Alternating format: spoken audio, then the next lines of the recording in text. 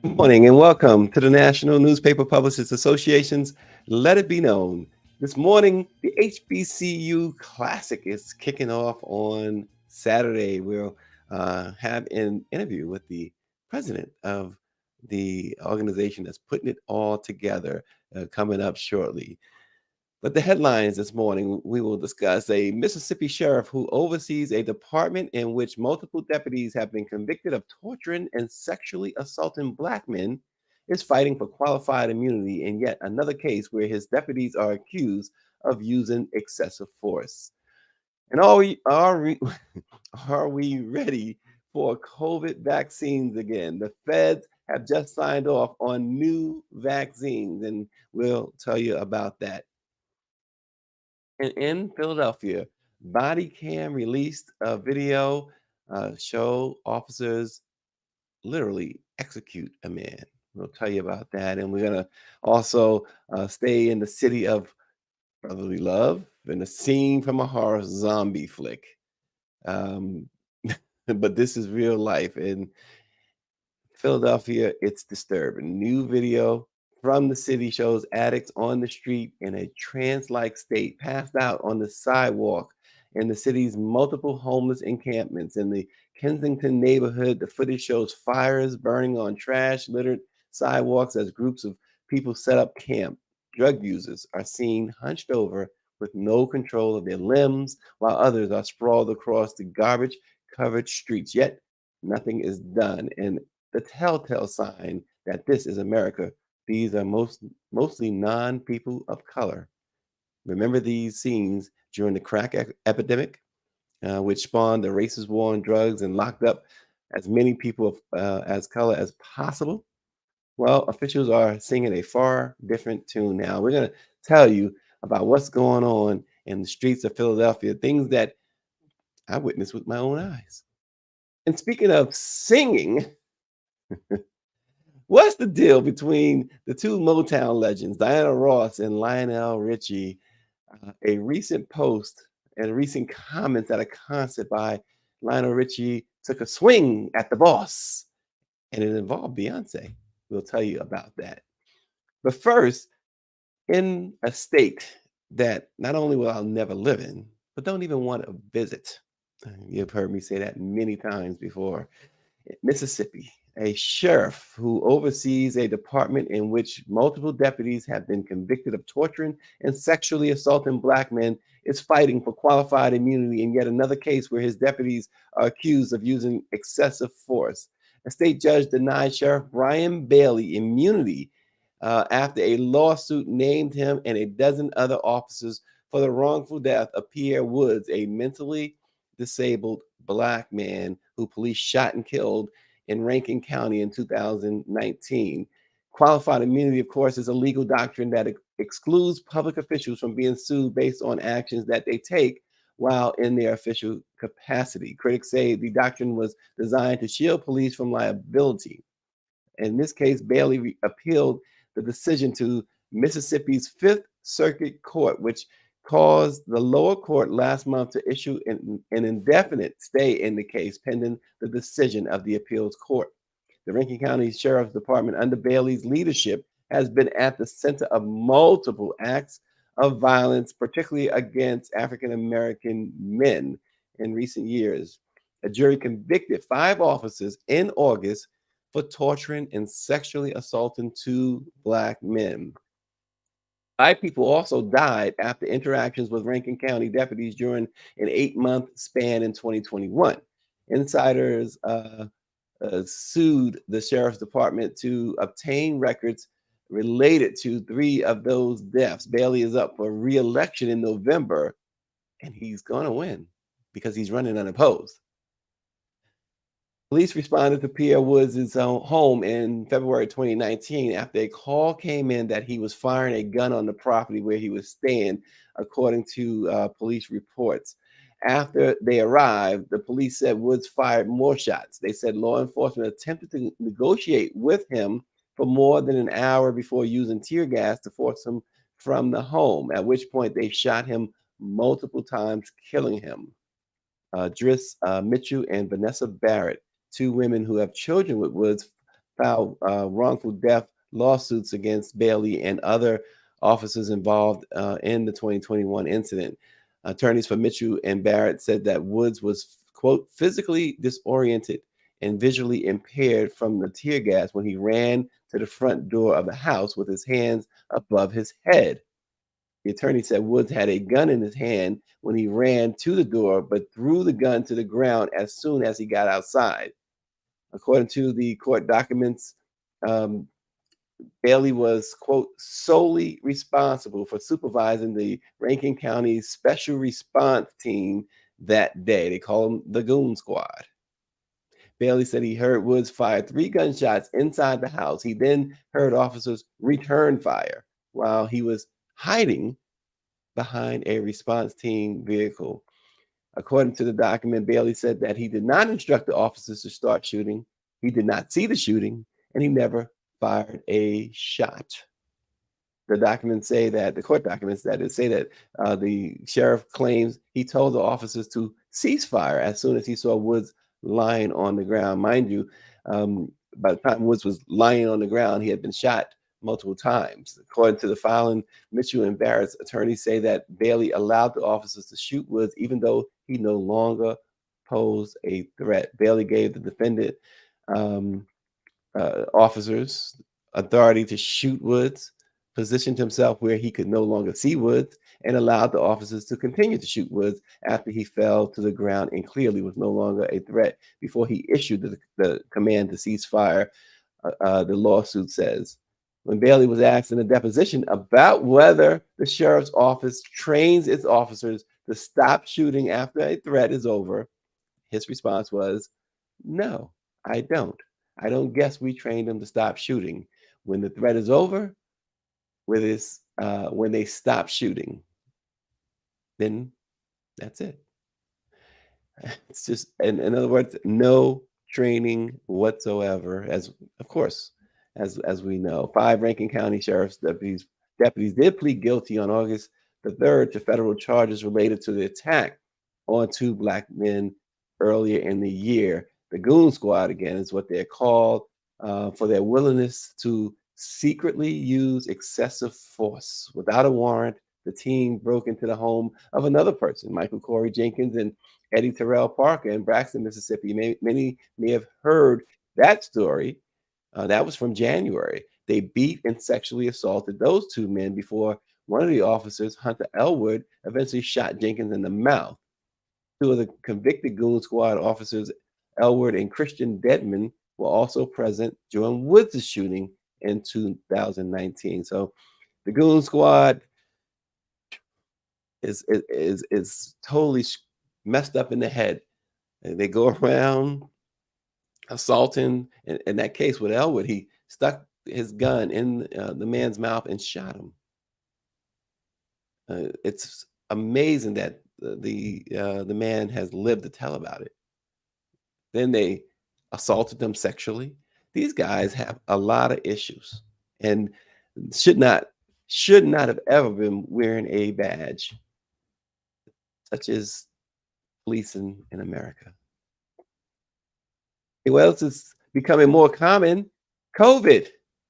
The U.S. Food and Drug Administration just gave the green light yesterday to updated COVID-19 vaccines from Moderna and Pfizer. Amid rising cases and hospitalizations, both vaccine manufacturers have said testing shows that their vaccines are effective against EG5, the currently dominant strain in the United States. The Advisory Commission on Immunization Practices, a group of independent experts that advises the CDC and on its vaccinations will now weigh the safety and effectiveness of the updated vaccines and make recommendations for their use. After the CDC director signs off on those recommendations, the vaccines can then be administered. The advisory group is scheduled to meet this morning to discuss COVID-19 vaccines, meaning that the vaccines could become available by the end of the week. If the vaccines are your thing, I full disclosure, I get my vaccines. I know people have their issues with them, but it's obviously a personal choice. But if they're your thing, they will be available. They probably will be available by the end of the week. So COVID is back with a vengeance. 'Cause this new strain is really kicking people. I'm hearing people left and right. Oh, I have COVID. I have COVID. I thought that for a little bit, I thought we wasn't going to hear that much anymore. But we're hearing it a lot lately. And so the federal government has decided to get some new vaccines out there. Well, in Philadelphia, speaking of these stories, they come far too often, as you all know, we all know.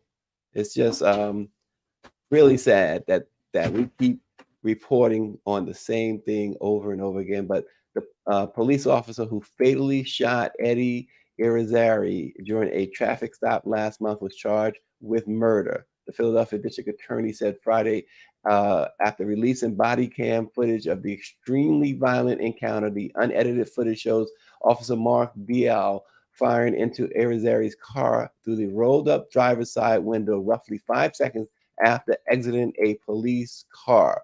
Immediately before, the officer fired 6 shots. An unidentified voice from outside the car is heard saying, "I will bleeping shoot you." Irizarry's bloodied and unresponsive body was pulled out of the car by an officer and then carried to the back of a patrol vehicle in which he was taken to the hospital, according to this video. The district attorney, Larry Krasner, said Irizarry's family saw the footage and asked that it be released in its entirety. And a comment, they said these body-worn camera videos will be introduced into evidence, most likely at both the preliminary hearing and at trial. They are crucial evidence in the case, and in many ways, they speak for themselves. Dial was who turned himself in Friday morning, also faces charges of voluntary manslaughter, aggravated assault, simple assault, reckless endangerment of another person, and official oppression.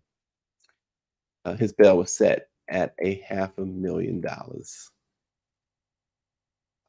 It's far too often. I mean, if you saw the disturbing video, and it is disturbing as they pull up on this guy and essentially execute him. He had no chance to surrender, no chance to even say his name, say his mama's name, as you know, we know happens far too often in these cases. And as if the city of brotherly love doesn't have enough problems. I don't know if you even want to see these videos, but disturbing new video from Philadelphia shows addicts on the street in a trance-like state, passed out on the sidewalk in the city's multiple homeless encampments in the Kensington neighborhood. The footage shows fires burning on trash littered sidewalks as groups of people set up camp. Drug users are seen hunched over with no control of their limbs, while others are sprawled across the garbage covered streets. Large groups have taken over the sidewalks, turning them into homeless encampments where many people live in their own filth. The neighborhood is known as ground zero for the city's drug epidemic and has become an open air drug market. Many of the addicts living on the streets are forced to turn to crime and theft to sustain themselves. One local activist said that businesses are using booby traps, I should say, like sprinkler systems to keep drug addicts away from their storefronts. Police department data shows that citywide theft is up 2% compared to last year, and total property crimes are up by 22.5%.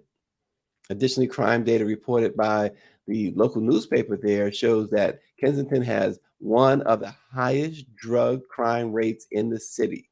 And in 2021, the Center for Disease Control found that Pennsylvania had one of the highest drug overdose death rates in the country, reaching 5,449 overdose deaths. 50 years ago, of course, this is a stark reminder. But before I even go into that, you see these videos. I have seen this in person.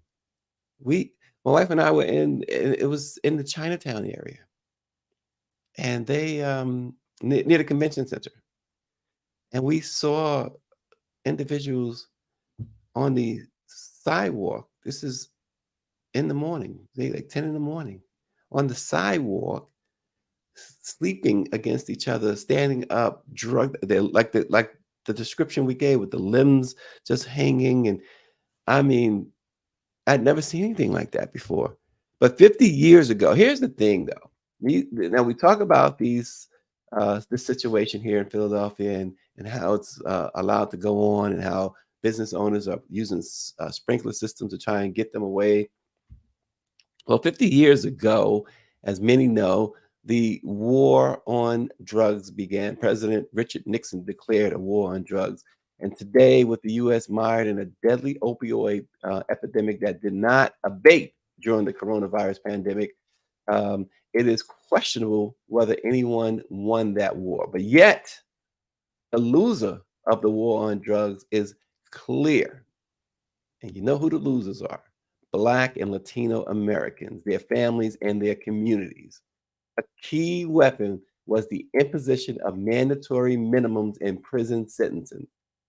Decades later, those harsh federal and state penalties led to an increase in the prison industrial complex that saw millions of American people, Black people, locked up and shut out of the American dream. A review of federal and state incarceration data reveals that between 1975 and 2019, the US prison population jumped from 240,593 to 1.5 million. Among them, 1 in 5 people were incarcerated with a drug offense listed as their most serious crime. Of course, the racial disparities reveal the war's uneven toll. Following the passage of stiffer penalties for crack cocaine and other drugs, the Black incarceration rate in America exploded from about 600 per 100,000 people in 1970 to nearly 2,000 per 100,000 people in the year 2000.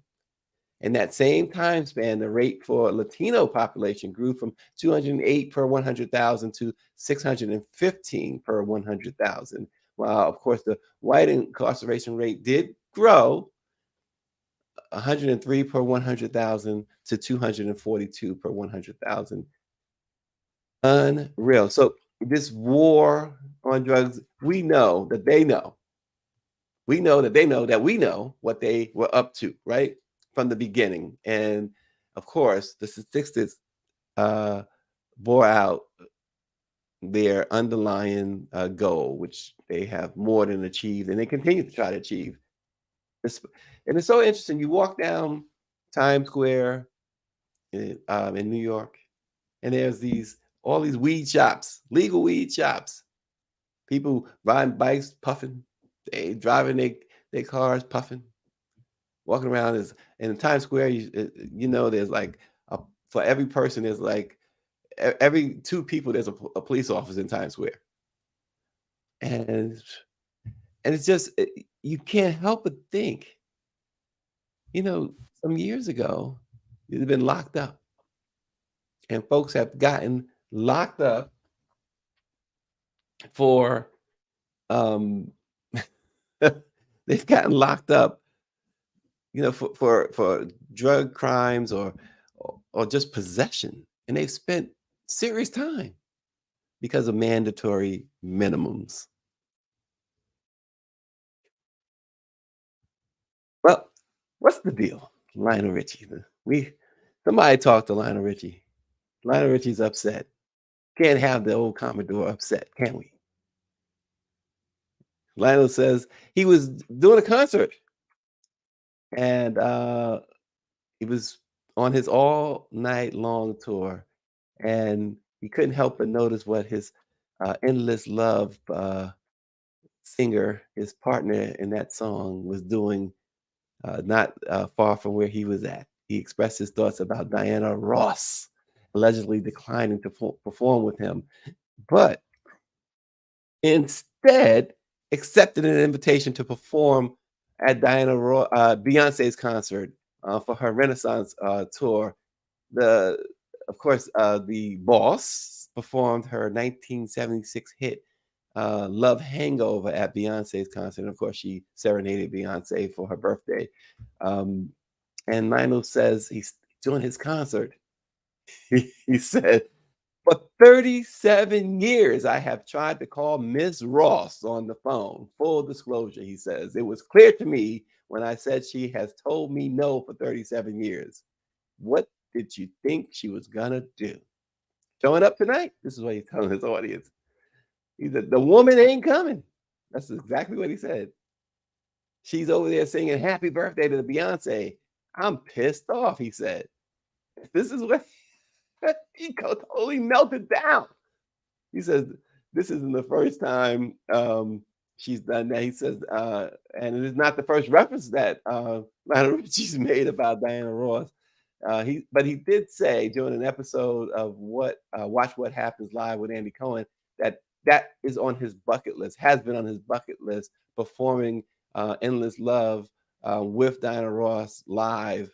The only time they've ever performed that song together, other than in the studio when they recorded it, was at the 1982 Academy Awards.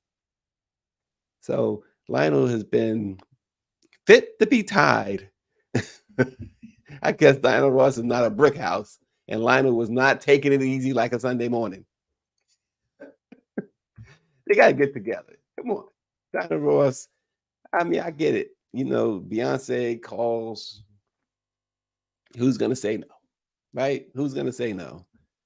So I get it, but I don't get it. You guys essentially you grew up together. You made history together. You can't give Lionel and his fans at his concert, 7, 8 minutes. I'm sure that it's always a hefty payday. And I know it's not about money because Diana got more money than even Tracy and all the rest of them's grandkids will ever have to spend. But come on, Diana Ross. She is, of course, the original diva. Yeah, she is the original diva. So I don't know. Lionel must have did something in these last 37 years to really piss her off. He says she pissed him off. Well, he must have done something. And she's like, boy, bye. Yeah, Beyonce's calling. You know what? I'd rather go sing go sing whatever song with, Dangerously in Love or something with Beyonce than sing Endless Love with you. Oh my gosh. I mean, look, you talk about exposure. I mean, Lionel's playing the arenas. He's probably getting 15,000 tops folks, and Beyonce is getting like 80,000 in the stadium. So the exposure. It's like, do you want to perform at the high school auditorium or at the Super Bowl? Not to put Lionel down, but that's just the way it is today. Beyonce is doing rock star numbers, better than rock star numbers. She's breaking all records. Her and that. I will never understand Taylor Swift's appeal. I'm gonna tell you right now. And Power 96 said there's nothing like a good old fashioned fight between celebrities. Yeah, they need to get on verses. This is a setup for verses, right? Do they still have verses? I don't know. I haven't seen verses. I haven't heard much about verses in a long time. But hey, they need to come back. And if they're not doing verses, just do a one-off Diana versus Lionel. This is a good setup for it right here. But Lionel's got some great hits though. Lionel Richie still holds the record. A lot of people get this mixed up, but he has the record for Motown. The most he had the album, the Dancing on the Ceiling album, is the biggest selling record in Motown history. And for those who always get it wrong, they always say, "Oh, without a doubt, it's Michael Jackson." Well, remember Michael Jackson's Thriller and all of his solo albums were not on Motown; they were CBS and Epic. So Lionel Richie's "Dancing on the Ceiling" was it "Dancing on the Ceiling" or "Can't Slow Down"? Biggest selling album in Motown history. So, and Diana Ross is probably the um, biggest female superstar out of Motown, without question. She's unquestionably the biggest superstar. Not probably, but unquestionably, Motown's biggest female superstar. So there you have it. Well, Power 96, you know what's coming up this weekend.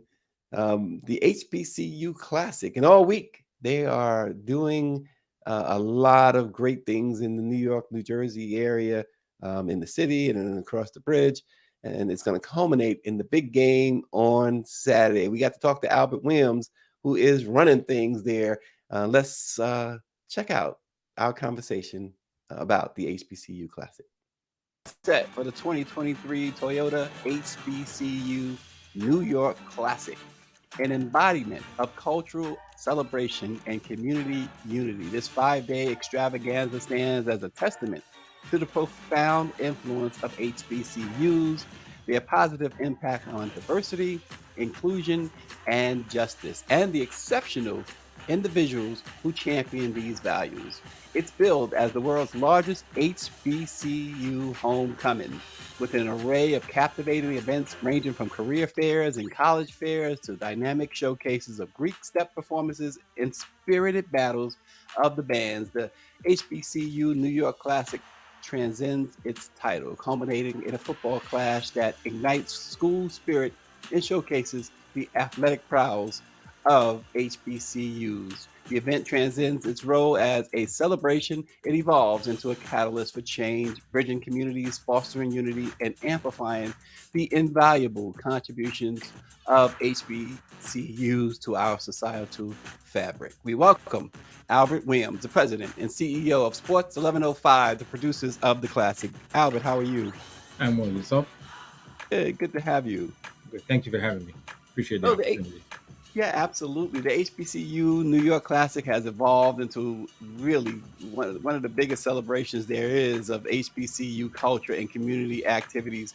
Could you provide insight into the planning process for the event and how you've managed to create such a rich and diverse schedule of events over the 5 days?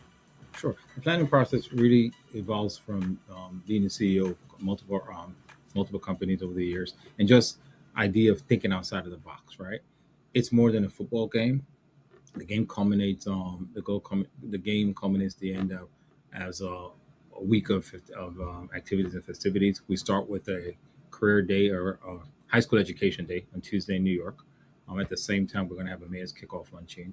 Then, instead of doing it only in New York, let's bring it to the largest African American city in New Jersey, Newark, New Jersey, where the mayor of Newark is a HBCU grad from Howard.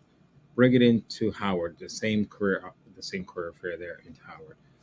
Wednesday, that's Wednesday. Thursday, we have what I'm calling HBCU Inspired at the Apollo. It's my version of a TED Talk where we'll talk about the importance of HBCUs.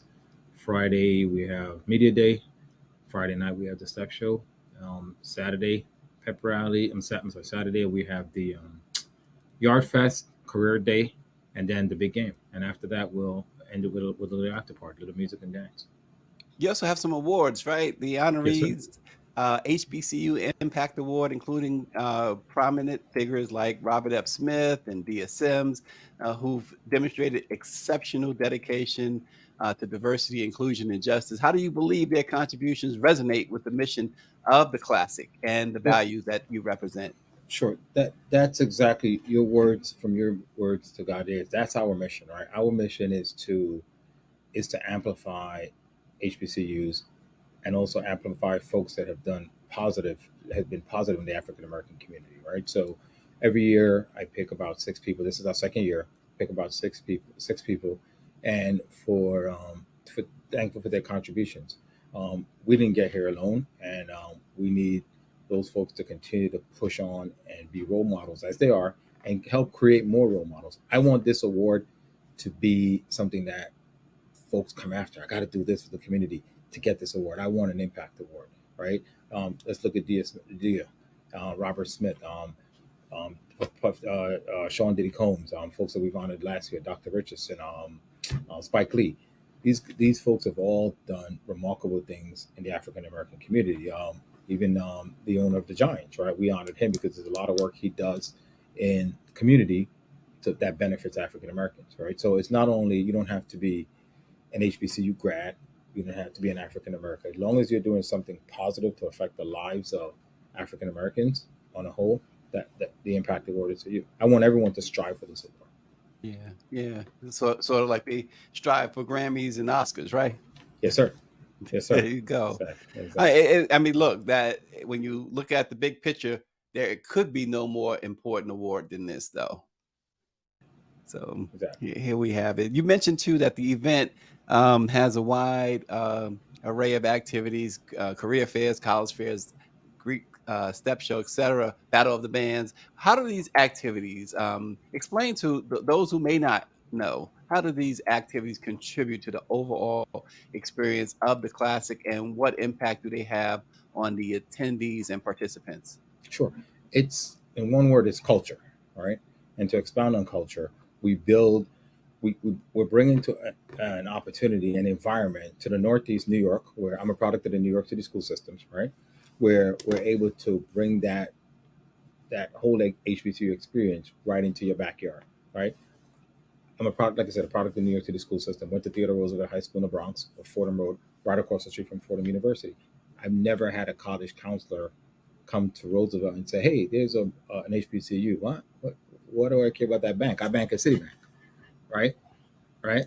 So ideally, right, we want to bring that culture, the entire experience. We want to bring that experience, crush it into 5 days. What folks experience every single, what HBCU students and grads experience every single day. Awesome, awesome. And as we said at the top, it's known as the world's largest HBCU homecoming, which attracts thousands upon thousands. How has the growth of this event and its popularity influenced the way it showcases HBCU culture and fosters a sense of community among attendees? I tell you, when buddy of mine that we went to college with, I was walking the field last year. He said, Albert, stop, stop. He called me Bert, right? Only my mother called me Bert, right? He said, Bert, stop, look around. And I stopped and I did a 360 in the stadium. And I looked around and saw, like, this is community, right? This is community. Everyone's having a joyous time. Folks were learning, gathering, getting information, and people want this, right? The folks in New York, they want this, and quite frankly, they need it, right? They need it. Like, I want to make sure that my kids know what an HBCU is, but I want other Yes. kids to know what an HBCU is, right? So the opportunity to bring it, it's a business, but it's also now become a passion, right?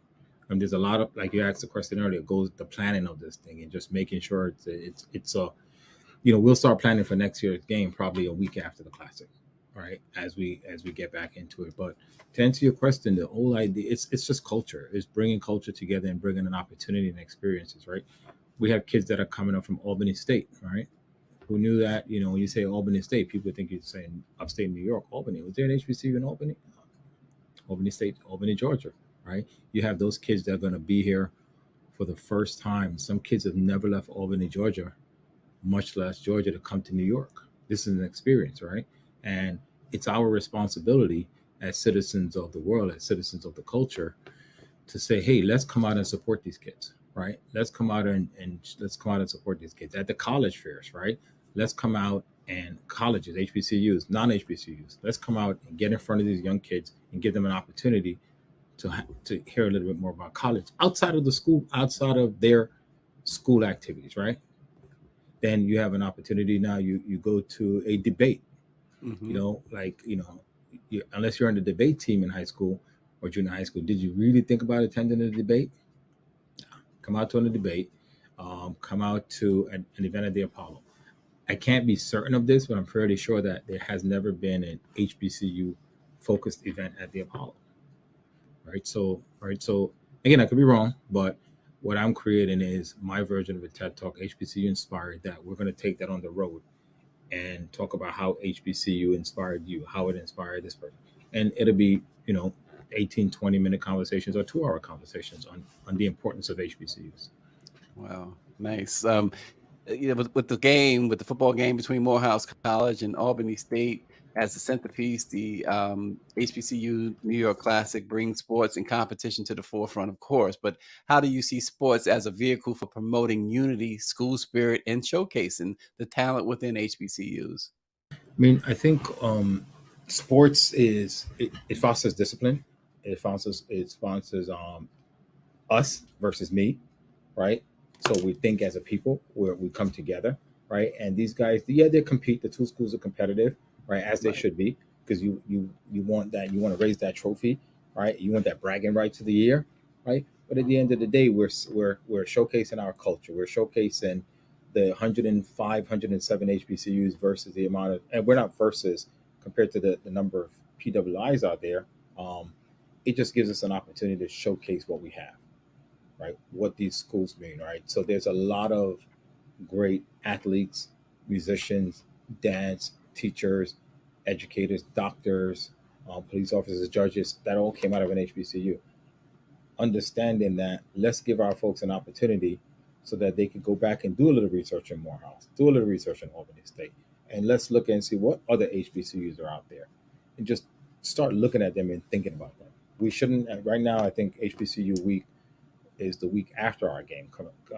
Culminates the week after our game. Well, we want to set off. We want to become the catalyst that starts HBCU.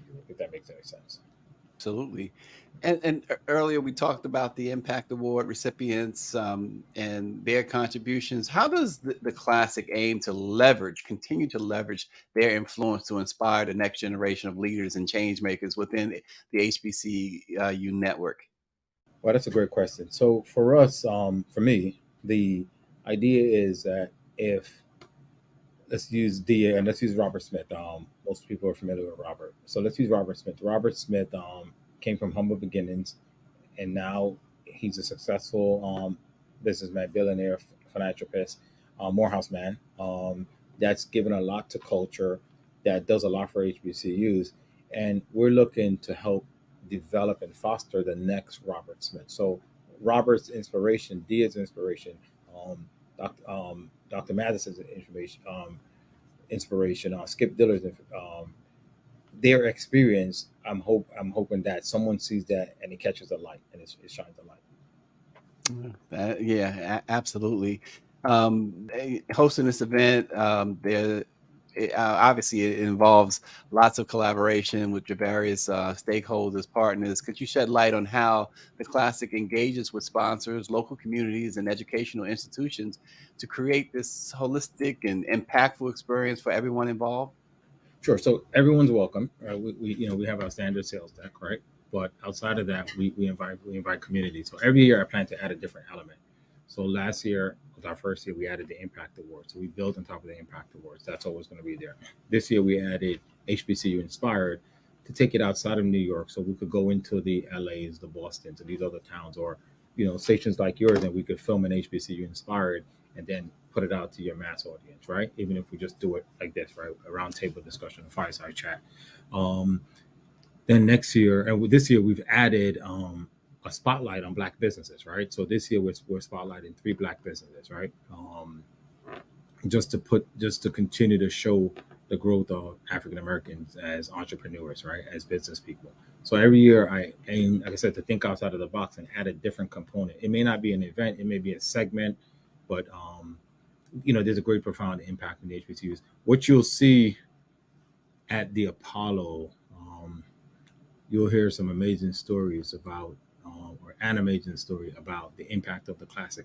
And if I reach one, I've done my job, and I know that I've reached one. And you'll hear about that at the Apollo. The Apollo is not something to miss. The Apollo is The Apollo is where it's at. You know, you're talking about you want a scoop on a story. That's a scoop. Show up at the Apollo, you'll see. Oh, gotcha. And speaking of stories to tell, the People's Choice nominee Marlon Myers is being recognized for his work with youth in Black and Brown communities in New York. How does this addition to the award lineup reflect the Classic's commitment to community engagement and, of course, fostering positive change locally? Exactly. We want the community to be involved, right? We don't all.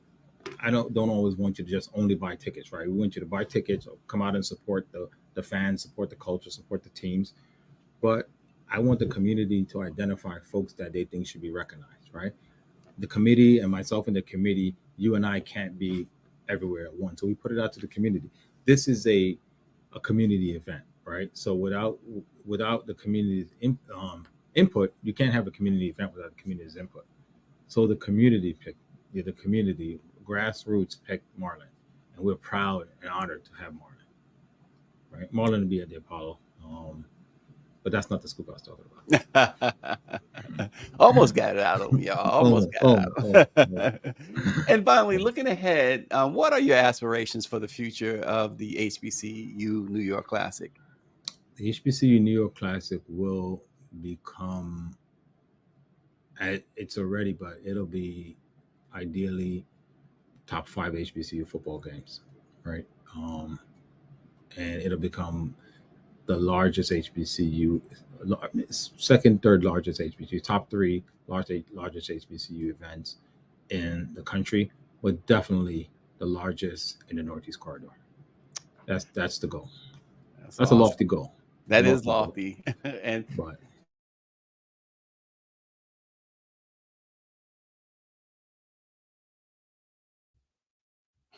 appreciate the opportunity. Well, that was the preview of the HBCU Classic. Always a great event for HBCUs, for everybody. So join them. It's going to be a fantastic week in the greatest city in the world, New York. Thanks for joining, everybody. We'll see you again tomorrow.